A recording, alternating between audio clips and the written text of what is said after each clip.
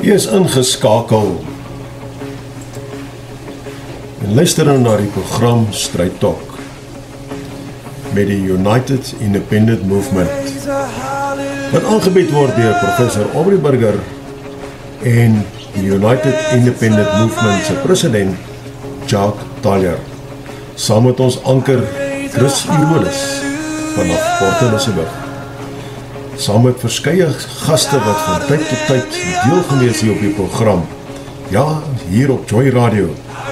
Elke donderdag vanaf 18:30 tot 20:00.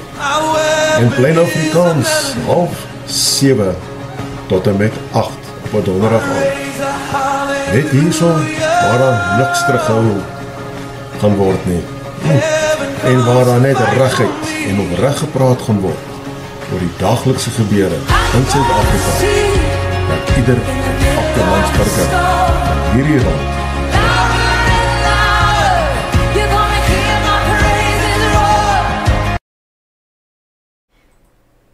en goeienaand, dit is donderdag aand, was so pas 6:30 gewees, met ander woorde is tyd vir Straight Talk hoof by UIM, en ouder gewoonte, ek prof Aubrey is hierso, en Chris Irolis is saam met my.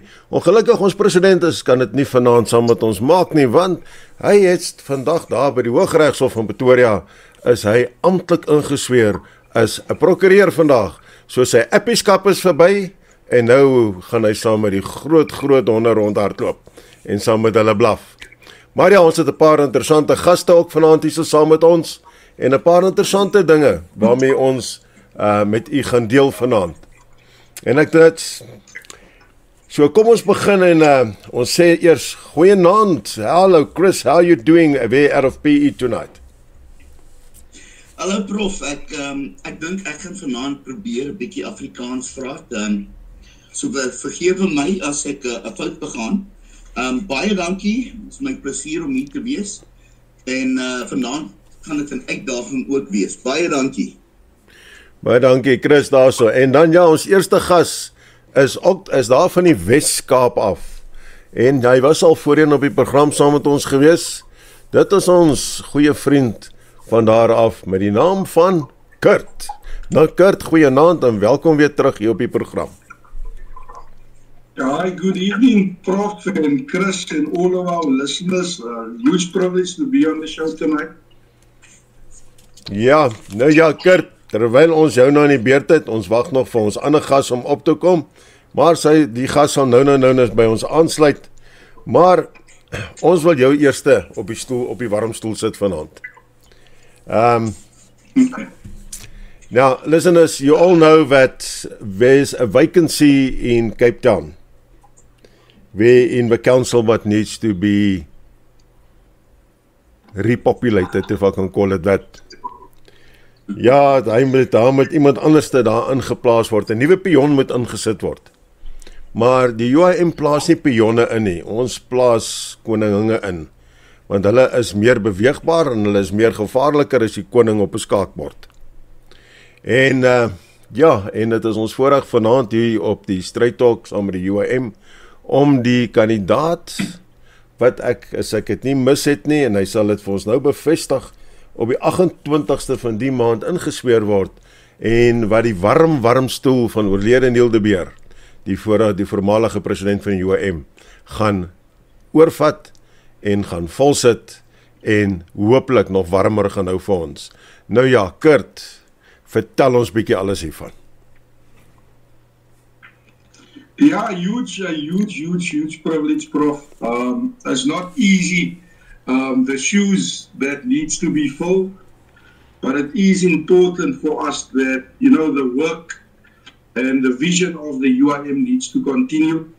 It's important for us that we, still need to be that voice of truth and integrity.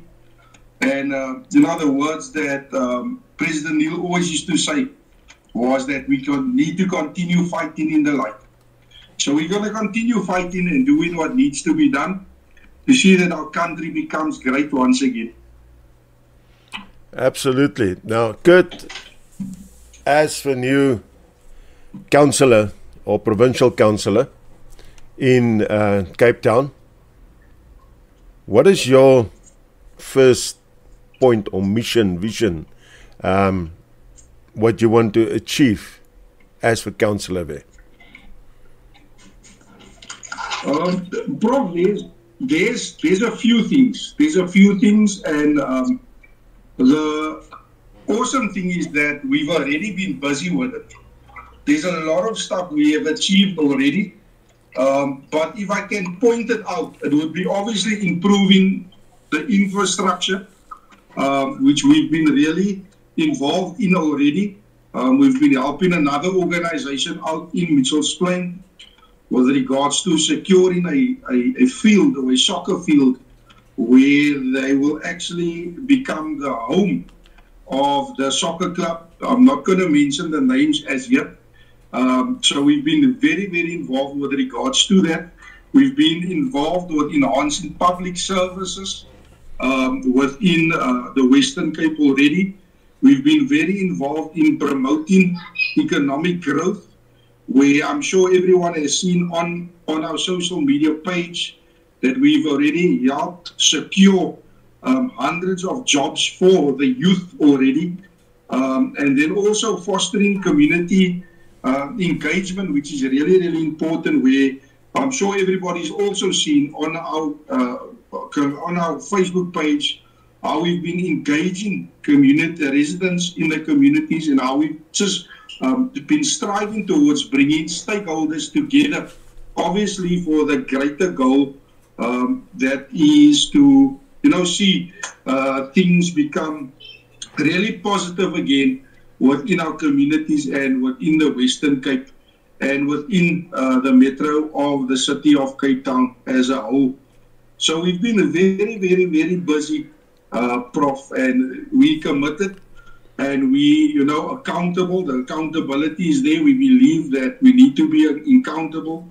We believe in, the stance of integrity. We believe in ethics, where we need to uphold the highest standards of integrity and ethics and, always acting in what's best for our communities. And like I said, the collaboration and partnerships that have already been taking place. So we're going to just continue building upon the foundation that has been laid already, but also something that is very, very dear to my heart, Prof. It is what is currently happening within the Mitchell's Plain area when it comes to poverty-stricken areas. Then also when it comes to policing with regards to safety and security. We all know about this gang violence and the crime that is out of control currently on the Cape Flats, and that is why we've decided that we're going to dedicate and we're going to commit to striving towards bringing the crime down. And, how we're doing that is we have started lots and lots of programs already that we have been doing with the youth and with many on the Cape Flats. Good. Tell me, my date what I had for 28th of this month, is that the date what you'll be sworn in? That is correct, Prof. Okay. The 28th of this month. Well, let me tell you one thing. The 28th of this month, when doesn't matter wherever we are, it's going to feel like we're all there in Cape Town with you in the chambers while you've been sworn in. But I know Chris is there sitting there in PE, jumping up and down. I know he's got some questions to ask for you. Chris, please go ahead. Good. Thank you, Prof. Good. Sê vir my, op die huidige oomblik doen jy baie deur tot deur, is baie aktief in wat is die woord? Is bietjie mengels, baie aktief in jou community. Gaan jy voortgaan met dit? Gaan jy steeds boots on the ground wees? Of gaan jy meer focus op council? Of probeer 'n balans kry tussen die twee, en nie vergeet van die wat jou onder is. Alles bly soos dit is, en net addisioneel council vat. Chris, that's an awesome question. Obviously the balance is important, and as many of you know me already, I love being boots on the ground. There's nothing that's going to really keep me away from from being involved when it comes to grassroots and when it comes to being involved on the ground. I've actually spoken to my team this afternoon, and they asked me the exact same question. And I said to them that I love working on the ground. I love being involved. And when it comes to the door-to-doors, when it comes to speaking to residents, when it comes to doing what needs to be done, I'm going to continue doing that. Because I just love being within the community, and I love just building relationships. So I'll be continuing with being boots on the ground, but obviously the balance needs to be there when it comes to council as well. Baie dankie, Kurt. Kurt, terwyl... ja, sorry Chris, gaan aan. Hey, jammer, net 'n laaste vraag. Ons weet wel, by UIM self, jy het 'n fantastiese span. Nou, in die tye wat jy nou nie beskikbaar gaan wees, jy het seker 'n nommer 2, nommer 3 en so voort, dat vir jou kan instaan wat so goed as u is ek reg? That's correct, Chris. I have a team that is ready and always on standby that needs to do what needs to be done. Fantastic, baie dankie. Prof? Ja, nee, ek sien ons het 'n boodskap hier van Telani gekry. Sy sê, "Hello, hi Joy Radio, thank you for the wonderful weekly broadcast and just want to publicly congratulate Kurt for taking over the seat. Best wishes from Strand and Gardens Bay wards." So ja, lyk met die Weskaap roet al klaar agter jou Chris, agter jou altyd skeur daarso. So ja, kom ons glo so. Maar Kurt, terwyl ons jou in die stoel het daarso. Vroeër in die week het president Ramaphosa daar op die nasionale vergadering op die NOC's het hy mos nou daar gepraat, en toe het hy nou weer daar oor die stad Kaapstad uitgevaar. En onder andere het hy uitgevaar om te sê dat hoe swak die stad Kaapstad in 2011-2022 gevaar het en dies meer in dit. Nou sien ek die burgemeester van Kaapstad, Gordon Lewis, hy het nou 'n bietjie teruggeslaan daarop, daar teen in dit. Nou, ek weet dit is maklik altyd om ou koeie uit die sloot uit te gaan haal. Dit is die maklikste ding om te doen. Wat is jou gevoel en omtrent hierdie hele ding, want ek meen jy gaan nou baie nou saam met hierdie mense werk, en ek weet, ek het gehoor 'n volkheid vir my gesê dat jy en hierdie burgemeester het al koppe gestamp. Yeah, not just once, Prof, but actually twice already, and it came down to service delivery as well, where I was actually addressing a matter where the ward councillor was failing the community, or one of the communities, and I actually went out with my team and I addressed it. I sent a letter to the mayor himself with regards to the type of service that they were giving or not giving this community, and exactly where the ward councillor was failing. And I was just being honest. I was being straight to the point that our people does need better services.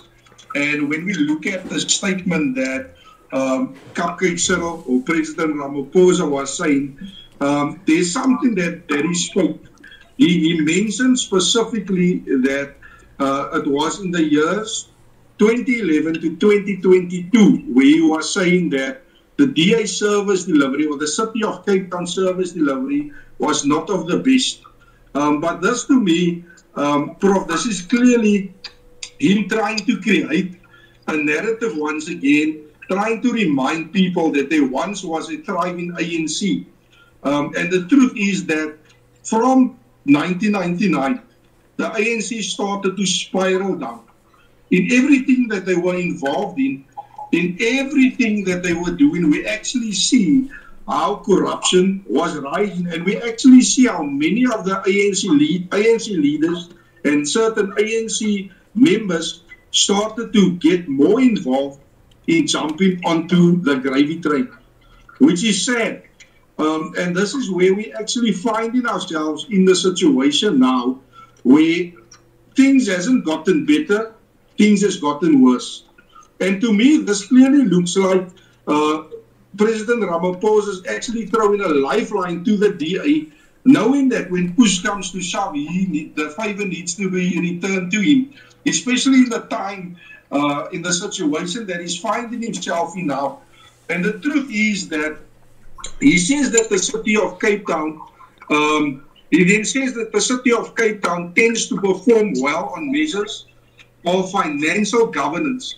But this is clearly the lifeline that he's throwing. And I know many of you will agree when I say this, that there was a time where the DA actually said that they will never partner with the ANC, they will never join the ANC. But now we find that the DA and the ANC are together as GNU partners. And the truth is that many of the DA, many of the ANC is failing when it comes to service delivery. That is the truth. And another reality or another fact that I would want to mention to our listeners is that a lot of the smaller parties are actually the ones that is focused on service delivery. But in the sub-council meetings, you will actually find how the sub-council chairs is actually giving credit to the DA ward councillors for none of the work which they have done. And I speak of experience, Prof, and to our listeners tonight. We have been focusing on service delivery for some time already. We have the reference numbers, we have the messages, we have the videos, we have the photos. But in one of the sub-council meetings, I actually sat and where the sub-council chair was thanking one of the ward councillors for the work that we have been doing. So that is currently what we are finding that is happening, especially within the Western Cape, and this is not good enough. This is not good enough from the DA, and definitely this is not good enough from the ANC. But the people, they need to see the truth for what it is, and they need to realize that the ANC is failing us, and so is the DA. Yeah, so at least good if you now on council, as you're going to be now from the 28th. When this, how shall we say, misinformation are being spread and other people are taking the credit, when you can actually then rectify it there in council, am I correct?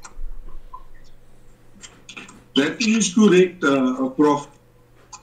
Okay, right. Chris, any other questions regarding the seat in the council for Kurt, what he's going to, what the hot seat he's going to take up? Look, is 'n big shoot. Prof, hy is groot skoene, jong. En daar's net een Neil de Beer. Ja. Ek dink dis 'n baie groot eer dat Kurt spesifiek Neil se seat het. Ek dink dit is fantasties.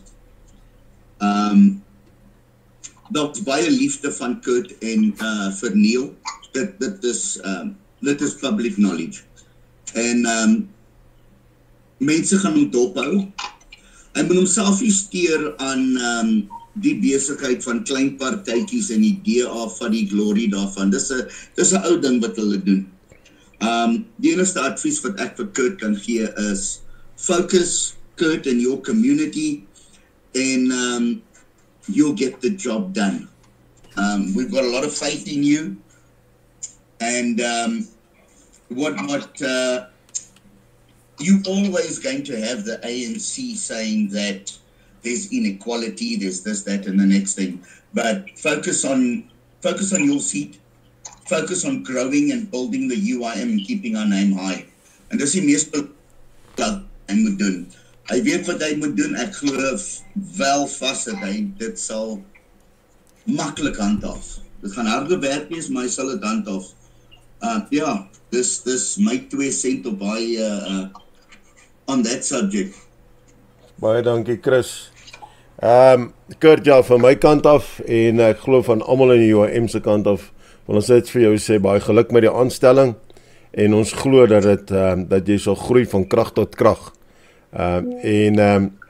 Dat die tydperk wat jy nou daar gaan wees, en tot en met die volgende munisipale verkiesing, sal jy nou vir die mense van Kaapstad kan wys en omliggende gedeeltes, hoekom hulle vir die UIM moet stem met die volgende munisipale verkiesing, want almal is 'n kurt in die einde van die dag daarso. Maar jy gaan nie weghardloop nie, jy gaan saam met ons bly. Luister, ek het ongelukkig, ek het 'n boodskap hier nou net gekry, ons ander gas wat sou opkom, lyk my nie gaan dit maak nie, die gas sit nog in die verkeer vas. Dit is die VP, die visie-president van die UIM, Fatima Abdul, sy het, lyk my hulle het 'n bietjie laat gemaak daar by hulle, met hulle dinge en dit, so, maar as sy dit kan maak, sal sy saam met ons opkom. Nou, kom ons praat bietjie oor nuusgebeure van hierdie laaste week. En ek wil afskop, en ek wil graag julle opinie hê op hierdie volgende ene. Jy weet, daar was het 'n berig gewees in die nuus wat vra watter partye kry ANC geld. Nou, ons is bewus, ons weet die ANC is bankrot alweer. Ons sal sê nog steeds. Ek meen 'n week gelede het die Baljoe daarso by Natuli huis opgedaag, alles opgeskryf en opgelaai en dies meer. Maar nou verstaan ek, daar het 'n hofstuk aan die lig gekom, dat die ANC 'n kontrak van 190 miljoen aan Ezulweni Investments toegeken het, vir die vervaardiging van verkiesingsmateriaal, en dit is nou vir 2026, wat onder meer 30,000 PVC baniere is, en 1 miljoen korreksborde, waarvan op die PVC baniere wat op 15,000 gaan die ANC toe, dit gaan hulle gebruik, die ander 15,000 gaan na strategiese vennote, en ek wil hê julle moet mooi hoor hierdie naam, hulle noem hulle self strategiese vennote, hulle sê nie wie hulle is nie, so strategies is hulle, en dan van die miljoen korreksborde is die helfte, 500,000, wat ook na hierdie, nou sit strategiese alliansies toe gaan, so hulle is vennote en alliansies. En dit het aan die lig gekom dat hierdie ooreenkoms was geteken deur Dr. Gwen Ramagopa, die ANC se tesourier-generaal, en Renesh Ramdas, die uitvoerende hoof van Ezulweni, is dit onderteken. Nou, my vraag is, hoekom is hierdie so hash-hash? Wie is hierdie strategiese vennote, strategiese alliansies, call it what you want to call it? Hoekom is dit so groot geheim? Chris, as ons by jou kan begin, what is your feeling about this? Prof, ek het so gehoop jy gaan daar gaan. Ek het so gehoop. En soos ek dinge verstaan, is al die ANC se accounts gevries. En hy selfe dame het nou she appealed to the court to unlock their account, because without the data down their accounts, the word she uses, everything is stalling. As hulle rekeninge gevries is, hoe gaan hulle daai 190 miljoen rand uitbetaal? Of gaan hierdie nog, ons gaan 'n investment kry van oorsee af ergens, en daai geld gaan ook net poef verdwyn. This opens a can of worms that we'll be speculating on for quite a while until the truth comes out.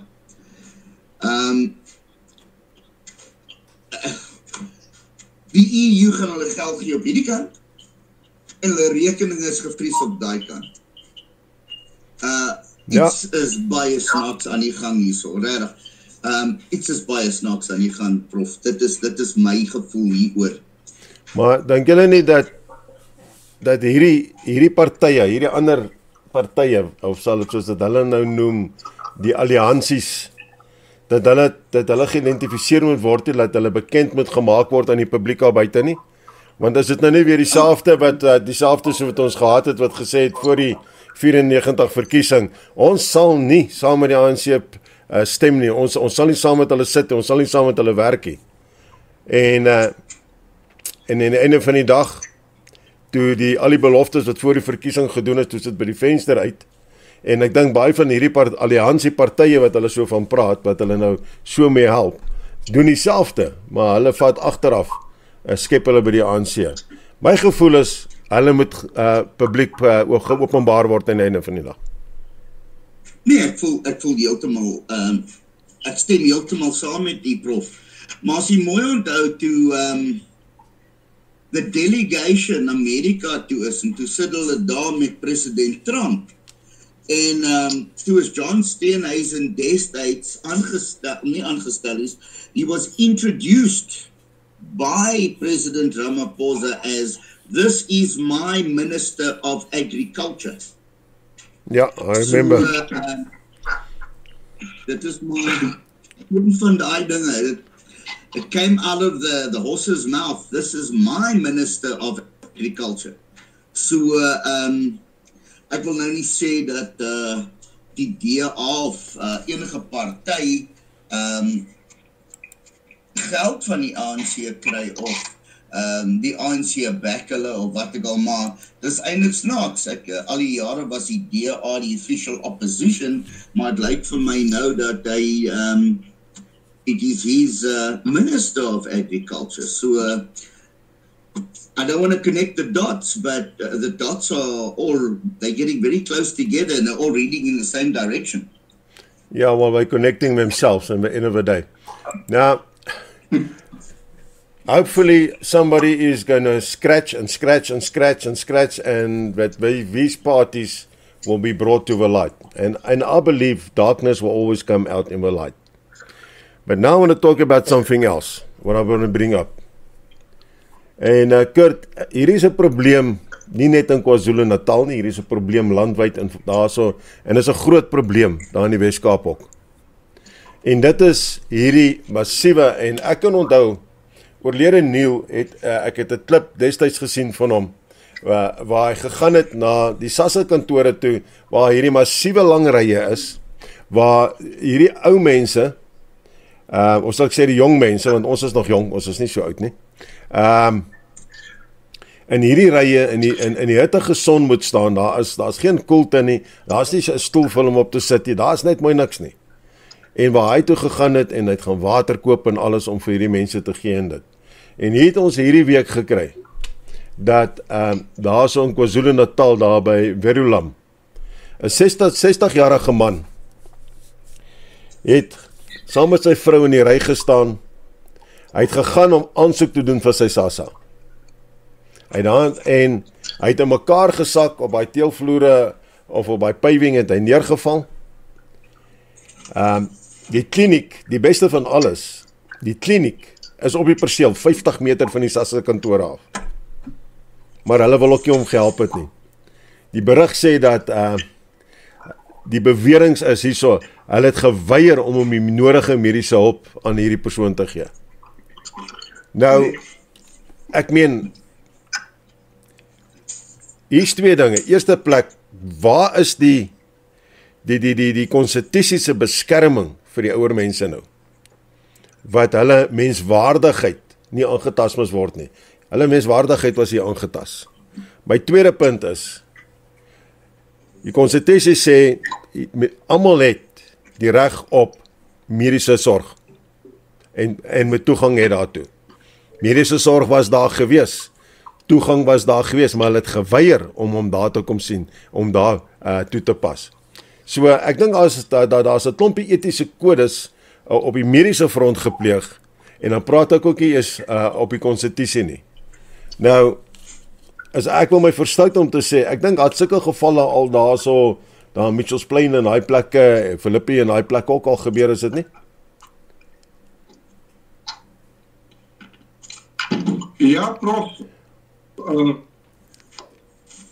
Can you guys hear me? Yes, we can hear you. Yeah. Yeah, Prof, there's been many instances and worse situations out in the Western Cape. I remember not too long ago, there was a few of the public hospitals that had so much patients that was coming to hospital where they were actually laying on the floors and where there's been many nurses and many securities that worked at those hospitals that was doing exactly the same. They were refusing to help the people.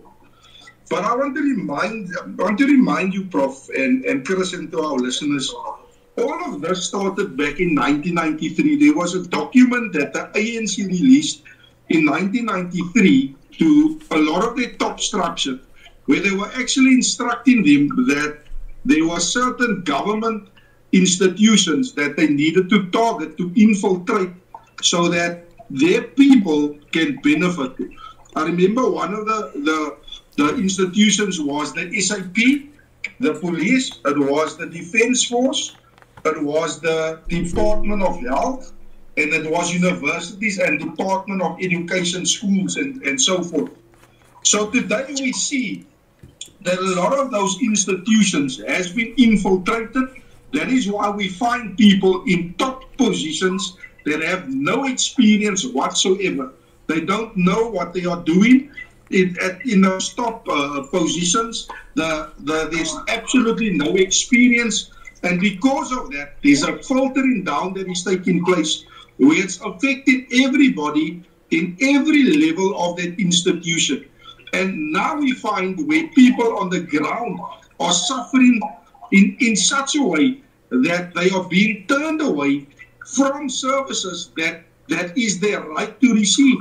So with regards to the Constitution, Prof, there's no regard at all with regards to the Constitution at all. You know, people do not care about the Constitution. People, they do not care about the rights of freedom. They do not care about the rights to health. They do not care about the rights to freedom of speech. They do not care about these things. So when it comes to regards to the Constitution, they've obviously thrown it out of the window. And this is something that we really need to address, that we really need to expose. Because if we are not going to do it, Prof, things are going to get much worse. I mean, when we look at what is happening with regards to in the SAPS, we now find a lot of the top structure SAPS members, if they are not sitting, I mean, I spoke to you earlier on about it, Prof, where you said to me, if they're not sitting in front of a commission, then they are busy sitting in court, busy appearing for some criminal offense. And that is what we are currently finding happening within the police. But not just that, the sad reality is now, we're finding on the Cape Flats specifically, we're finding gangs that is not backstepping, or they're not taking a backstep when it comes to facing the SAPS head on. They're actually testing the strength of the SAPS. And even last night, after the beautiful launch of the safer festive operations, we actually find Anyala and members of the POPs that was attacked, and Anyala was set alight with a petrol bomb. So we finding all these things happening within our country currently, and if control is not going to be taken back, then we're going to find ourselves in a situation where a civil unrest is going to be knocking on everybody's door. And that is why it's important for us to address these things. It's important for us to expose what needs to be exposed. Because if a civil unrest takes place, it's going to affect everyone. It's going to affect our children. It's going to affect everybody's education. That's going to affect everybody's constitutional rights, which is already being infringed currently. So that is my stance with regards to what is currently happening when it comes to people's constitutional rights, when it comes to receiving those services. Thank you, Kurt. Chris, you know, our senior burgers, they deserve better, definitely. Because, I mean, there's no respect for them by letting them stand in the hours, for hours and hours in the sun, in the rain, in the wind. Nothing at all. If it was up to you now, if you had the authority to do something about it, what would you, as Chris, implement to better this? Wow. Prof, ek was hier deur. My ma was in haar 80s en sy vir jare kon haar, she could never get her old age pension. Kom terug in 3 maande en 4 maande en sy staan daar, sy kan half nie staan nie en sy moes in 'n queue staan vir ure. What I would do, I would hire competent people. That is the first thing. Have enough chairs. Have ramps for people with wheelchairs. Hierdie mense wat die bejaardes, hulle het vir jare en jare taks betaal. They've paid their dues to society. They should be revered and respected. If anything, you let an old person come to the front of the queue, go and assist them. Ek is al baie daardeur. Maar jy sien ons 20 of nee, jam. Daar's 5 of 6 lessenaars, maar daar's net een mens wat werk. Almal is op lunch, bietjie gaan Kentucky eet. En dit gebeur deur die dag. Daai lessenaars is nooit vol nie. Maar kom 3:30, ewe skielik is daar 5 mense in 'n lessenaar. En die besigheid van wat is die man se naam? Manny Kumpelay, wat neergeval het, sy kop geslaan het teen die teels. Ek bedoel, hy's daar met sy vrou. Sy vrou is 85 jaar oud. 50 meter ver, there's a clinic. There is people, supposed to be people, who, in my opinion, if that happened, really didn't know what to do. Hulle sit in 'n posisie en word betaal vir 'n posisie, maar hulle het nie vaste benul hoe om iemand te help. Soos ek hy rapport gelees het, hulle is die EMP's gebel nie. Hulle het net hulle weg verwys. Ja, hulle het sorry Chris, hulle het inteendeel hulle rug op hulle gedra.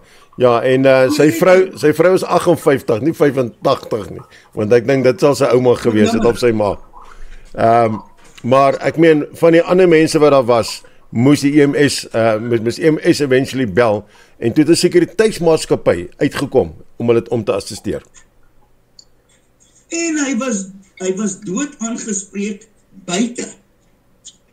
Ja. Buite. Ek bedoel, jy weet, daar's net een woord vir die en dit is sis. Sis, ek is jammer. Of moemish. Ek kan dit nie verstaan nie. My woord vir dit is dat daar moet nalatigheid ondersoek word. Nalatigheid aan SASSA se kant, nalatigheid aan die kliniek se kant, die KwaZulu-Natal se gesondheidsdepartement. En iemand moet verantwoordelik gehou word hiervoor. En ek meen en ek bly dit en ek sê dit aanhoudend. We need to stop to be couch potatoes. People need to stop to be couch potatoes. Everybody complain about this. And SASSA is also one of the things. I know that the URM's community on seniors and veterans and that, we get a lot of complaints regarding SASSA. But you cannot act on somebody else's behalf. So where and how should we make the changes? At the polling booth. At the polling booth. That is where the changes should start. And I'm not talking now just about the senior citizens to go and vote according to their conscience, who they know and believe who's going to help them. But also their children and their grandchildren who can vote should do exactly the same thing. So the people need to get off their backsides, off the couches, stop moaning and groaning over social media and stuff, and start doing something about this. Ja. Ek stem heeltemal saam met u. Almal is 'n keyboard jockey. Maar they never ever get involved until it hits home with them. Then they want to jump up and down. En dis nou nie 'n ding wat ek kan verstaan nie. Kurt, what's your take on it?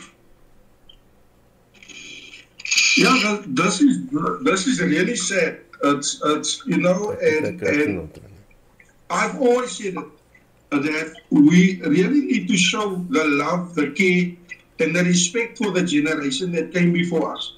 You know, they're the ones that have paved the way for us. And I can't imagine how much of the pensioners or those that is standing in the SASSA lines, how much they have sacrificed for us as the younger generation. It is evident, and that is why, Prof, like we've dedicated ourselves to having a day where we go and actually spend time with the pensioners, where we actually go and take them, bread every week. And it's about being consistent. We can't just go once off to show love and support to those standing in the SASSA lines. We need to be consistent and we need to be committed to it. I know not too long ago there was this whole thing of where some of the pensioners did not receive their SASSA grants. And there was a massive thing where they were really, really upset with regards to that. And I know that as the UIM, we were actually one of the parties that was at the forefront where we were actually engaging with SASSA with regards to that. But it must not be a once-off thing. It needs to be, an everyday thing. And, SASSA needs to do better. We need to keep them accountable. I don't even want to start when it comes to the corruption that is happening at SASSA. When it comes to the ill treatment of the pensioners at SASSA. I know in Mitchell's Plain there's been a matter where there has almost been a physical fight between pensioners and the security guards because the security guards failed to put out the chairs at a certain time. And the pensioners is standing out in the lines from 4:35 a.m. in the morning. So this is stuff that really needs to be looked at. This is stuff that really needs to be addressed. And there needs to be a better plan that needs to be put in place with regards to that. I mean, how sad is it that we find a pensioner dying while being at SASSA? That is disgraceful, where they're supposed to be the ones that is actually rendering a service to our pensioners. So this is really something that needs to be looked at. And I want to say it, we're not just going to address it, and we're not just going to point out where they are failing for us, but we're going to do it when it comes to, the generations. I mean, I'm still young. I must still get to that age of when I'm going to go stand in the SASSA line. But I realize that the responsibility that is upon me with regards to addressing the certain things now, currently, that when I get to that age that, we wouldn't find ourselves in the same situation. And that is what it's about. It's about doing things that will really bring change for generations to come. I agree. But guys, you know what? This is bad. But what is worse, and I mean, I only highlighted this week, only for Gauteng. And I mean, Gauteng is quite in the spotlight this week. I mean, we know about all the frauds at Mbiza Hospital, and everything what happened around there. But the thing is that the bad thing is that people are dying due to lack of medical care. And why?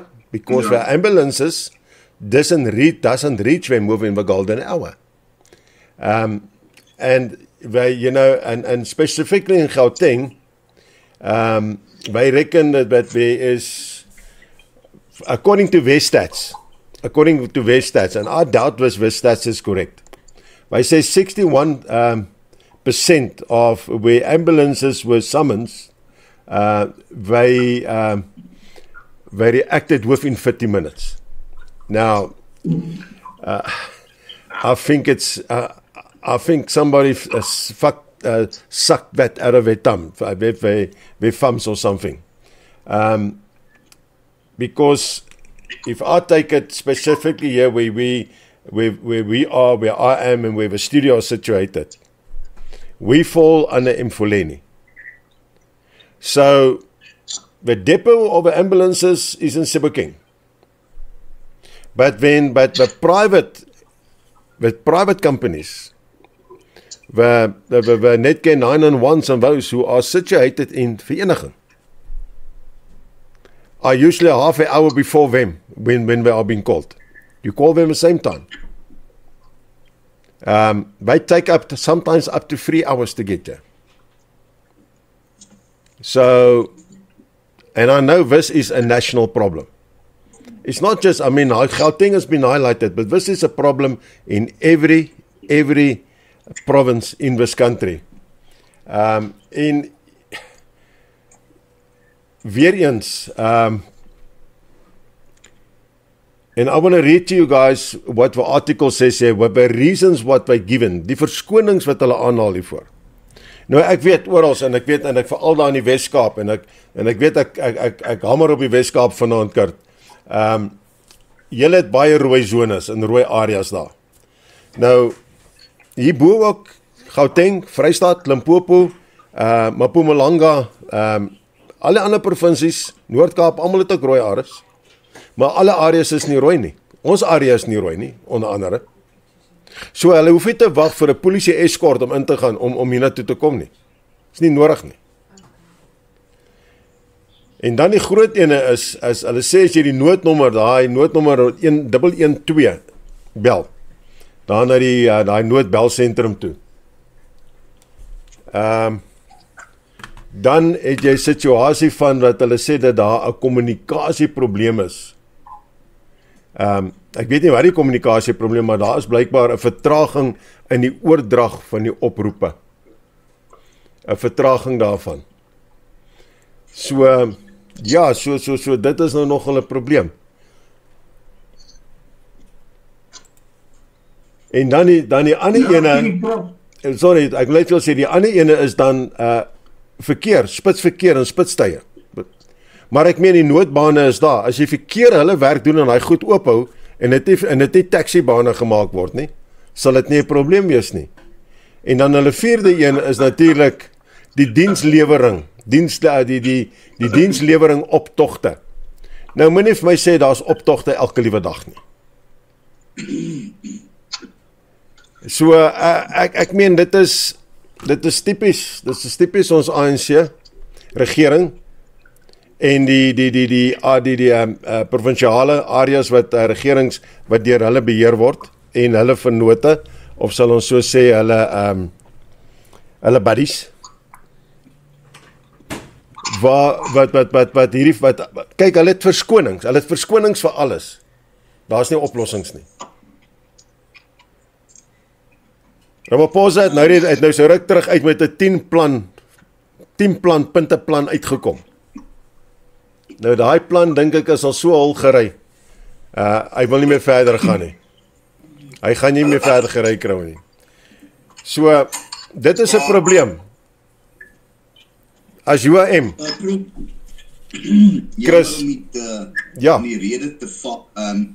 We've decided to pick on Benjamin Honeyball tonight because he also asks these terrible questions that really make a person stutter.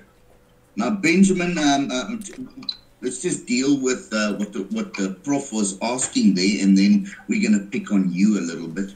So, yeah. Prof, if I may respond to what you said. Number one, red zones, I agree, there aren't enough policemen, so, that could possibly happen. Delay in phone calls.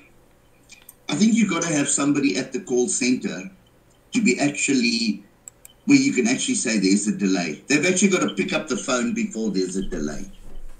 So a lot of these call centers, you phone them and, somebody's out on a break.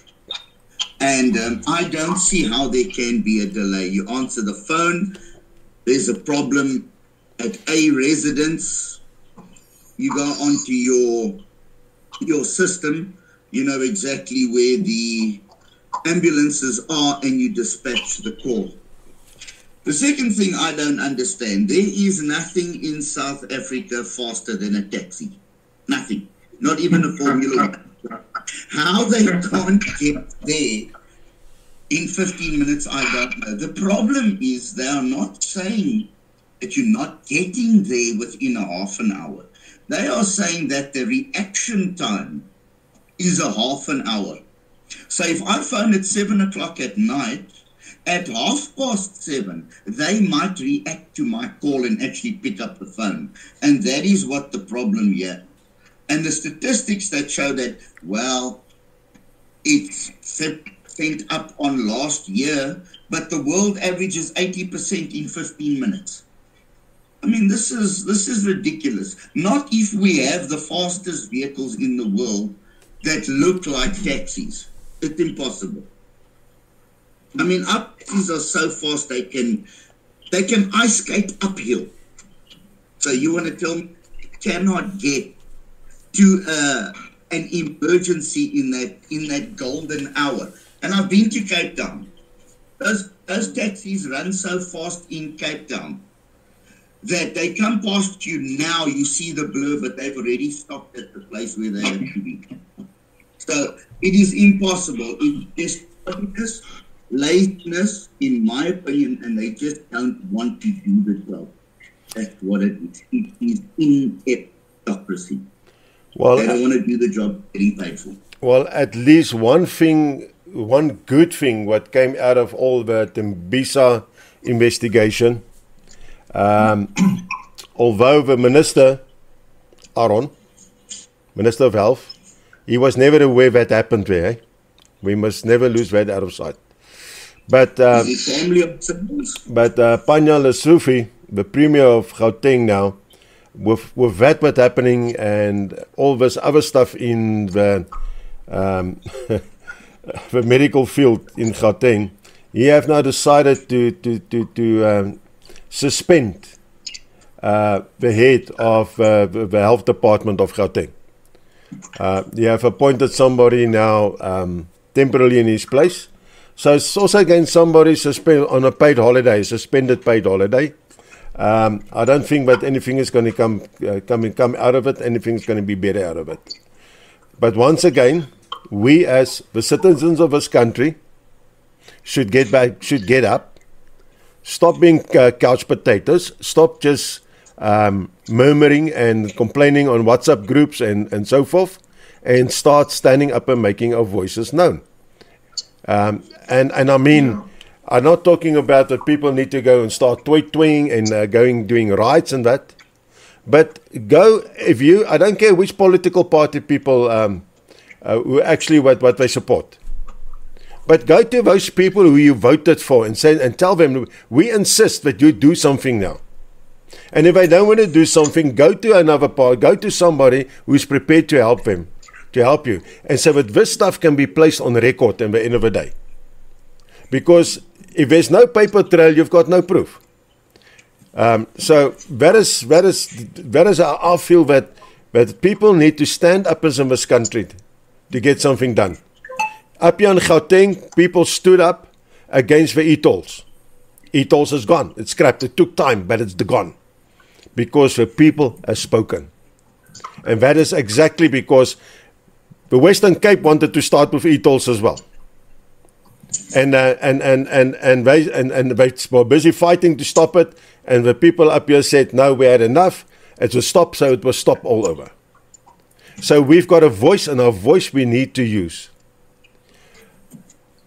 Now, I want to introduce our newest guest. First time that he's on Joy Radio with us. Here on the Straight Talk of the UIM. As Chris said, Benjamin Honeywell. He is the Vice Chair of the UIM of the Mfuleni branch. And he is stationed and living in Vanderbijl Park. But he covers the whole of Mfuleni. So if you got an issue, you know where to go. If nobody else wants to help you. Benjamin is always willing to go the extra mile with the team of Mfuleni of the UIM. Benjamin, welcome with us this evening. Welcome, guys. Thank you for letting me join you guys on the Radio Joy. Mfuleni needs to watch out for me because I'm like a little fox terrier. I'll bite you on the heels the whole time until something is solved. Good.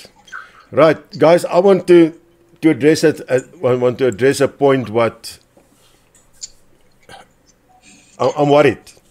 Ek is 'n punt waaroor ek bekommerd is.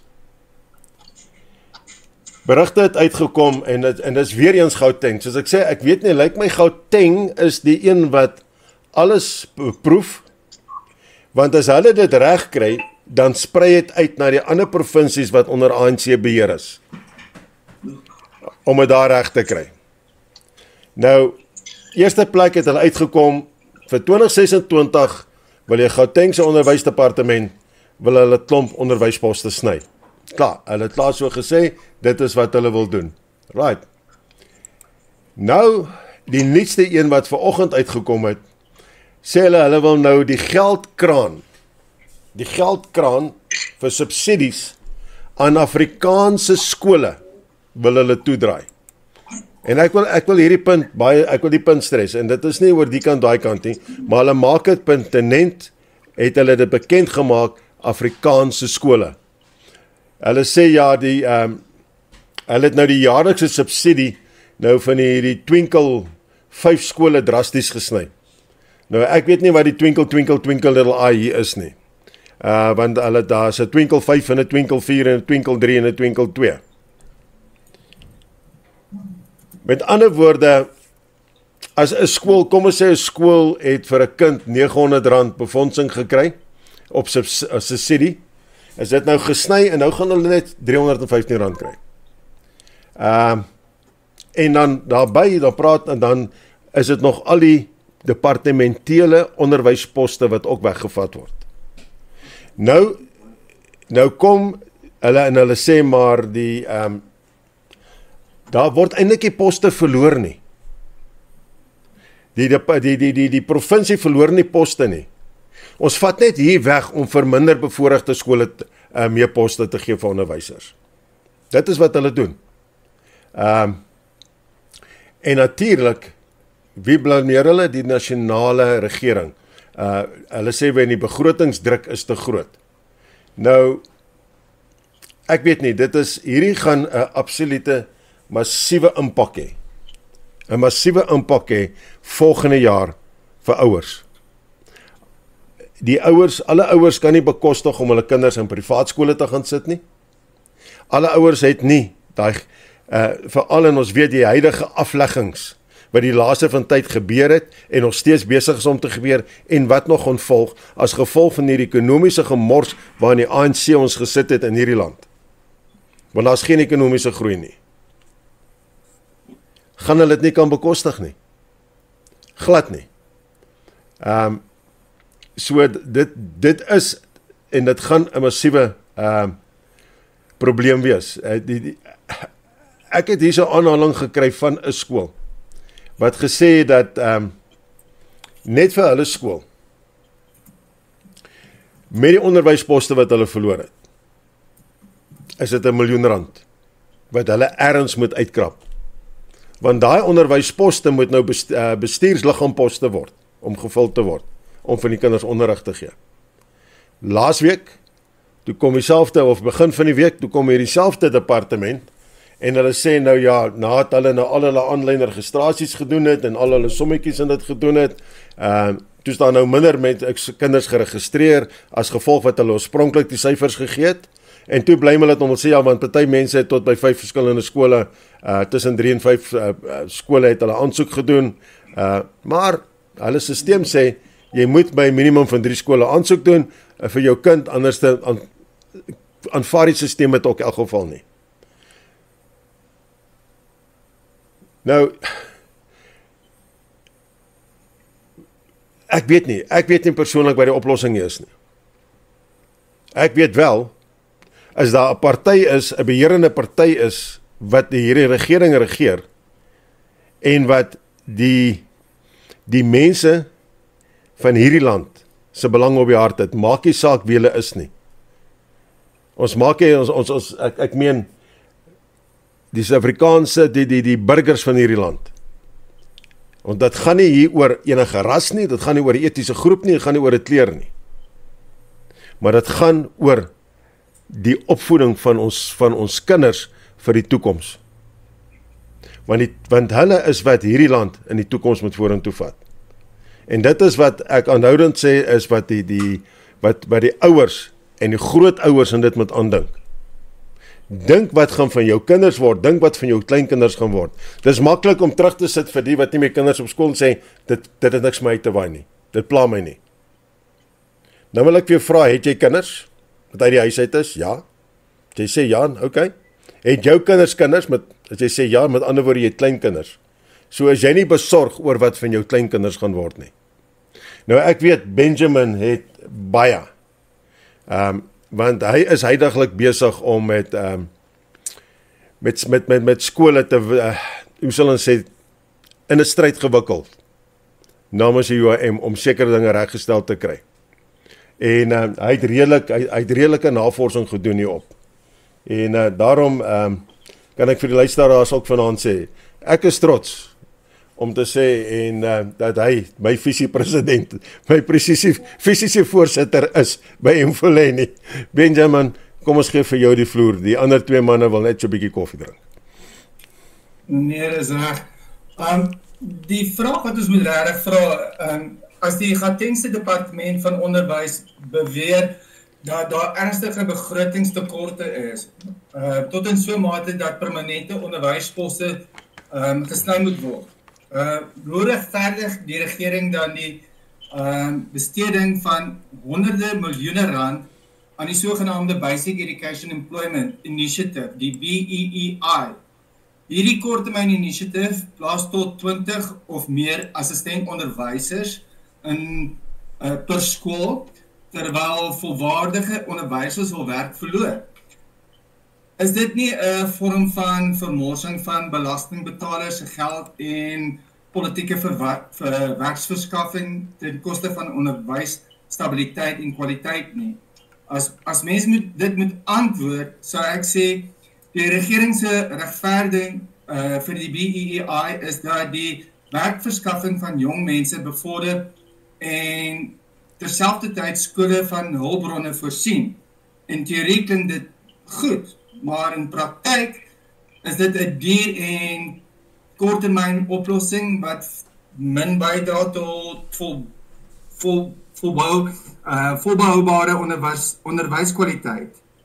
Ek meen in Gauteng alleen word meer as 200 miljoen jaarliks aan hierdie sogenaamde assistentprogram bestee, terwyl permanente en ervare onderwysers en poste gesny word onder die vaandel van begrotingsdruk. Hierdie strategie dui nie op beplanning nie, maar op politieke prioriteite bo opvoedkundige nood. Die regering skep tydelike werk om jeugwerkloosheid strategies te verminder, eerder as om kernprobleem tekort aan gekwalifiseerde onderwysers, swak infrastruktuur en groot klasgroottes aan te bespreek. Ek sou sê die uiteinde is dat belastingbetalers miljoene betaal vir tydelike poste sonder langtermyn waarde, terwyl leerlinge en onderwysers die ware prys betaal. Dit is 'n klassieke voorbeeld van korttermyn populisme wat as onderwysbeleid vermom word. Ja, ek weet daar is 'n groot mond vol in dit. I want to ask a question to a panel here what came up to me now.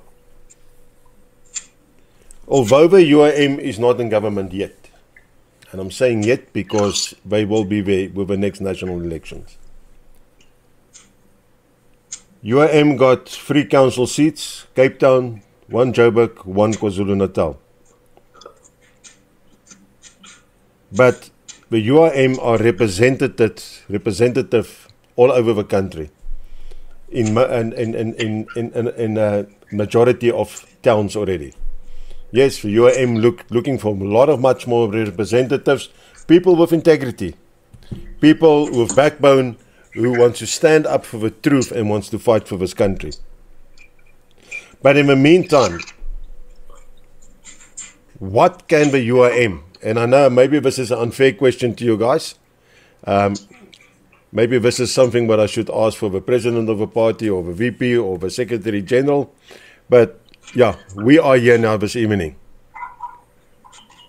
What can the UIM do? Or what can we as individuals do if we cannot,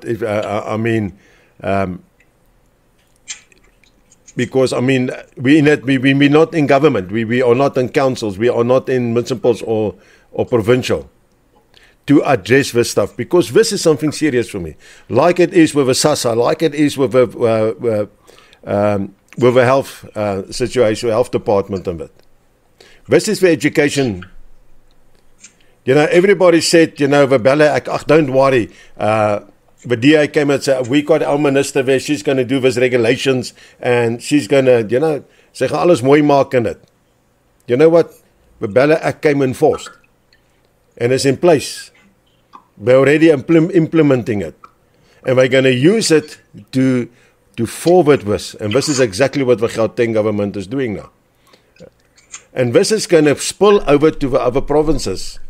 People may not want to believe me, but I'm telling you tonight, watch the space, because it's going to happen.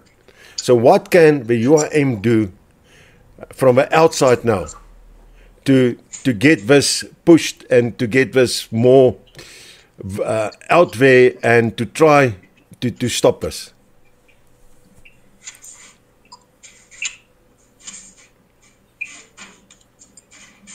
Prof, that's an excellent question. The question should actually be asked to the public, what would you like the UIM to do? And whatever it is that is within the Constitution and for the betterment of everyone in this country, fund us, support us, get us into Parliament. Contrary to popular belief, we do not get paid. We fund ourselves. We do your bidding and your fighting for you out of our pockets. This is something the public needs to understand. Get us, fund us, get us into Parliament, and we will fight the South African fight. We will make this country great for everyone, not for the greater good, but for everybody's good.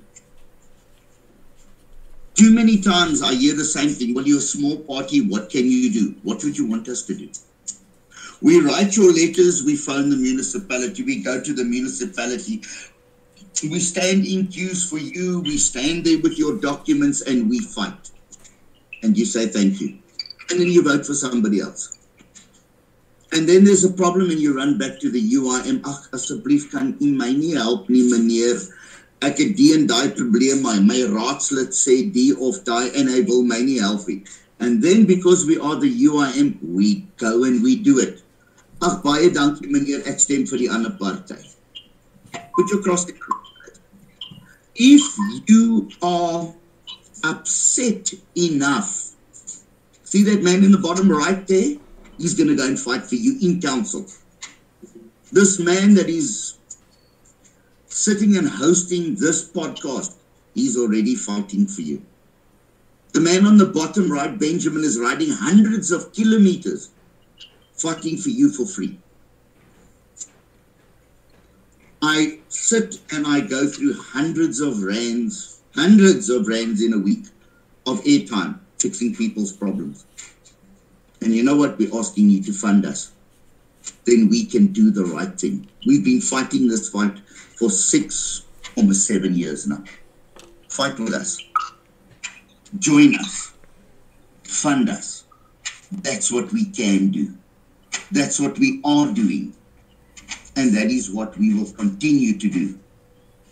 Because we believe in the UIM and we believe in this country. That is who and what we are. Fund us. That's my sense there, Prof. This is a very touchy subject for me. That is, this ANC government wants to cut funding to the future.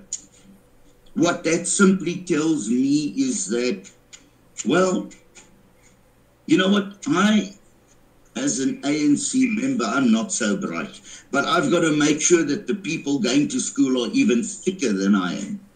That is what I must do, because then they'll think I'm clever. My son's girlfriend is a student teacher, just to to reiterate what Benjamin says, she gets paid 150 Rand a day. Yes, beneath minimum wage. I saw your eyebrow go up there, Kurt. I thought it was going to wrap right around your head when it went up. But that's what it is, 150 Rand a day as a student teacher to educate the future of this country. Of course, they're going to want to get rid of experienced teachers.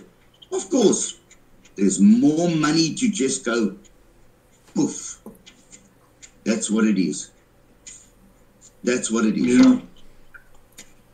Yeah, Prof, if I could maybe add to what Chris was saying. So Section 29 of our Constitution, it actually guarantees the right to a basic education.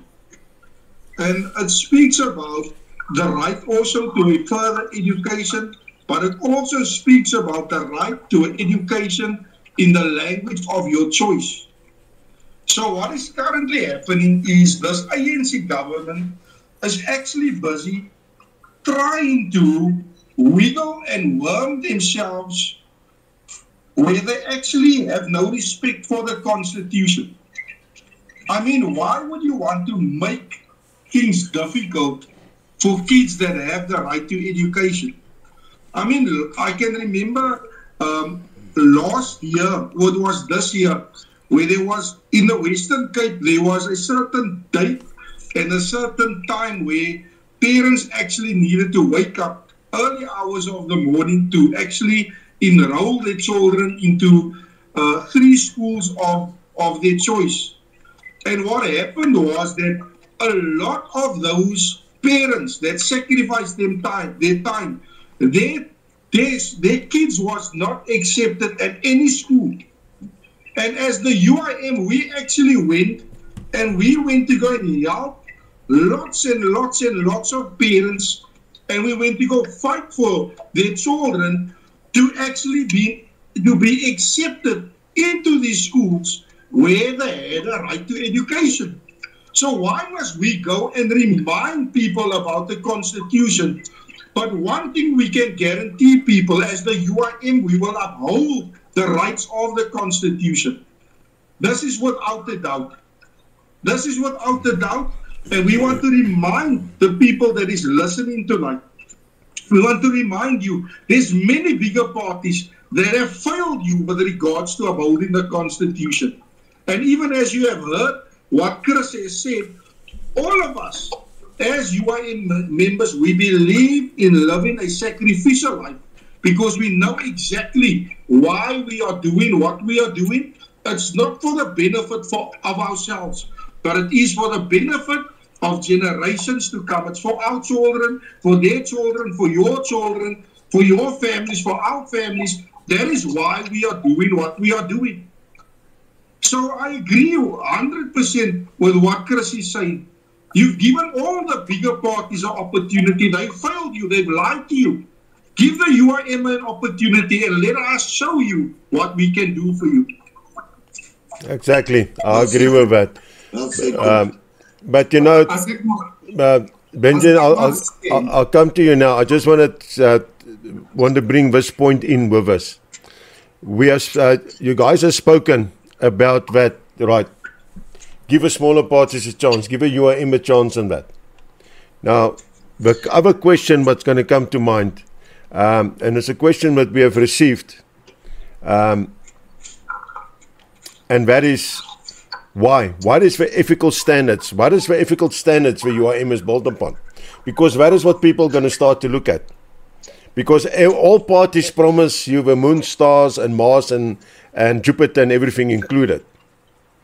But when it comes to ethical standards, there's nothing. So what is the ethical standards for or of the UIM? What they are standing on? Benjamin, just add to give your 2 cents on that other point, and then we can come to this one. We got 10 minutes left. Okay, I'll skip the part that what was previously said. What I would like to say, if we have to focus on our UIM ethical standards, it's accountability, our integrity, service orientation, and respect and inclusivity, transparency and communication, accountability and advocacy, sustainability. That's what we should focus on. Our ethical side should be all of those points. None other than that. But the other party says that that is exactly what we're also doing, but we're also standing on. But I now actually say that, and I mean, was it Action SA, who fired a lot of councillors because they held them accountable, but they didn't perform, they didn't meet the KPIs as they're supposed to meet. So what makes the UAM so unique then? Well, Prof, if I may interject over there, if they fired their councillors, then clearly the councillors didn't have the integrity. So clearly the party first had to go through a part of not having the integrity to find out that their councillors didn't have the integrity. Sounds a bit like a riddle, but you first want to acknowledge your mistake before you say, okay, we're clean now. We are clean now. We haven't fired anybody. We are untainted. We have never received funding backdoor. We have funded it ourselves. This is not a job. This is a vocation. This is what we do. Nobody asked me or Kurt or you or Benjamin, we will give you 10,000 Rand if you do that. There's not one of us that has ever taken a cent for anything. Not a cent. None of us. In one good sentence, UIM's ethical standard is to act with integrity, transparency, and accountable service, always placing the community's interest above personal and political gain. Amen. Correct. I will So amen is to what that. we do. Show me another party that does the same. Because they're all correct. Well, I think that answered for a lot of listeners this evening. But I want to touch a last point before our time runs out. Something what I've picked up is that a lot of us parties in government, and I'm talking about what's part of the national government, part of the government of national unity, and those that sit in the national government, those that sit on provincial levels, and those that sitting on the councillors, nice and cozy. Institutions like AfriForum and so forth first needs to come out, blow the trumpets to say that they've picked this up and they are addressing this, they're taking this to court and that to court, and then all of a sudden, whoa, they woke up. And now they also got something to say about it. Now, what are they then doing there? Why don't we all then just join AfriForum and those organizations? Because it looks like they are doing more than these parties what have been voted in.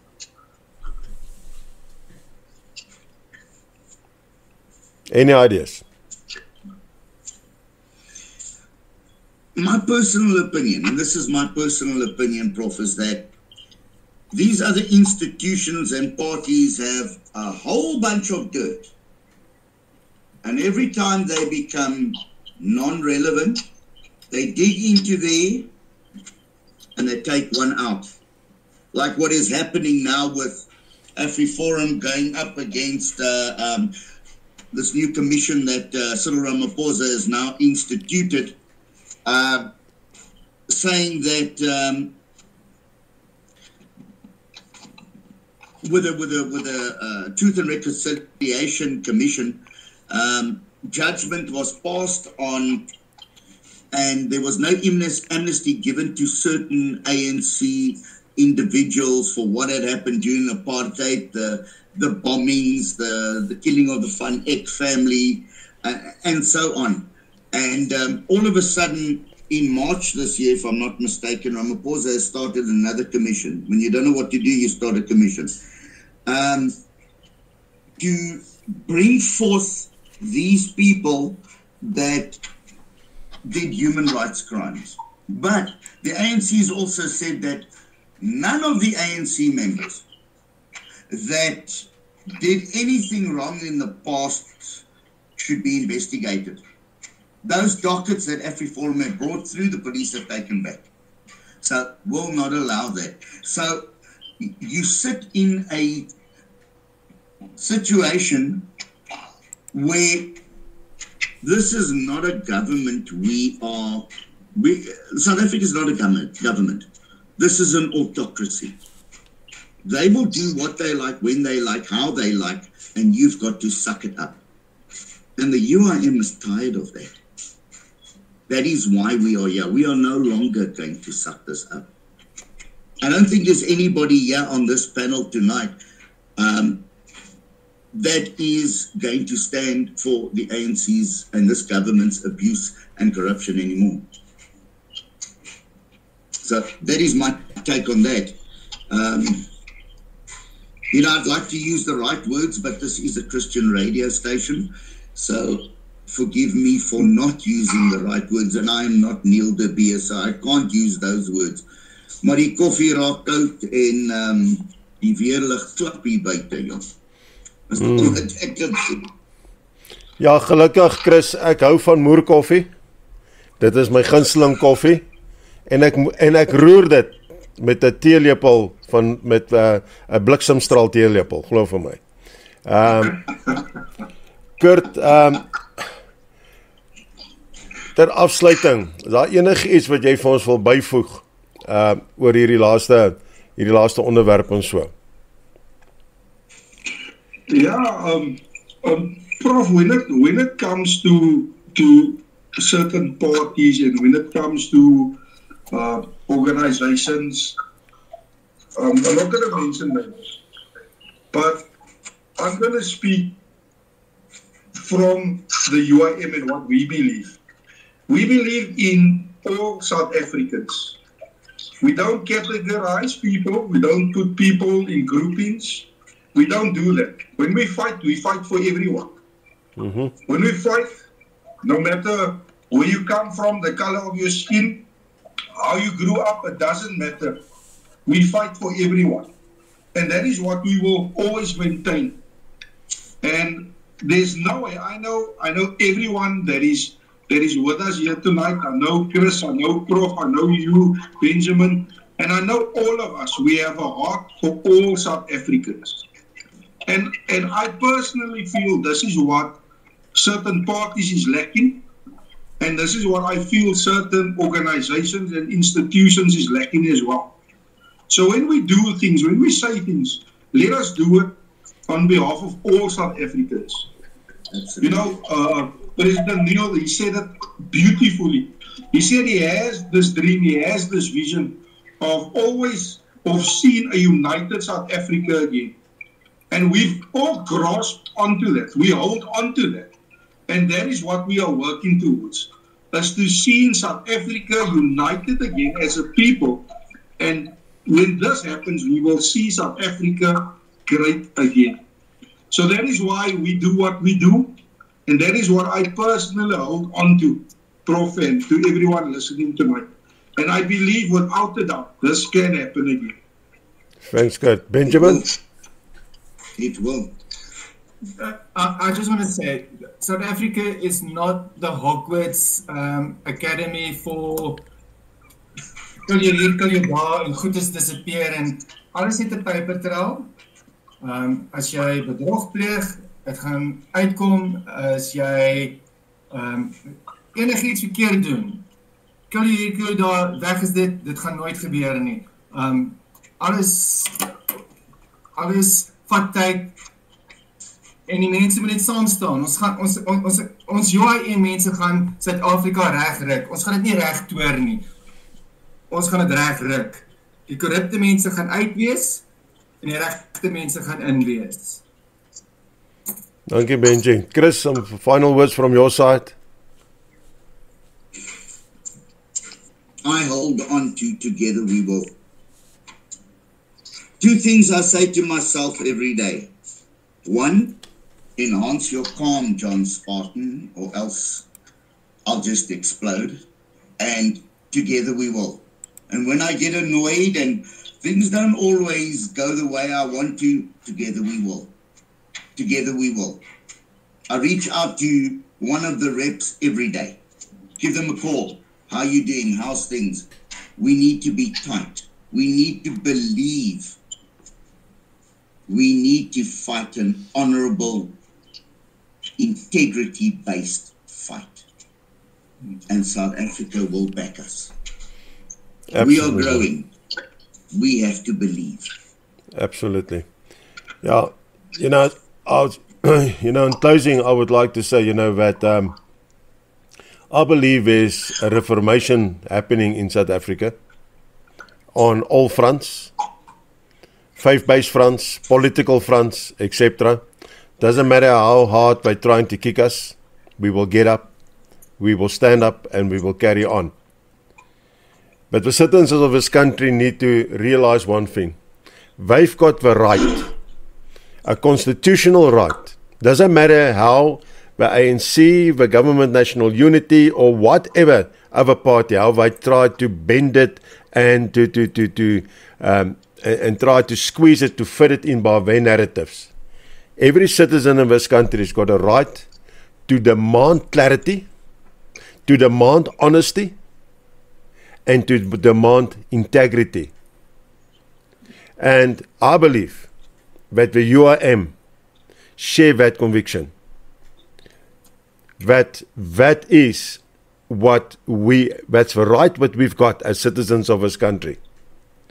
And that UIM will, in the end of the day, fight until the last breath to restore faith in leadership in this country, to provide and to return the power to the people, not to the people sitting on council, not the people sitting in government, but to the people. Those people who are sitting there now, they forget it's the people who've placed them there. And how are we going to do this? With one honest action after one honest action at a time.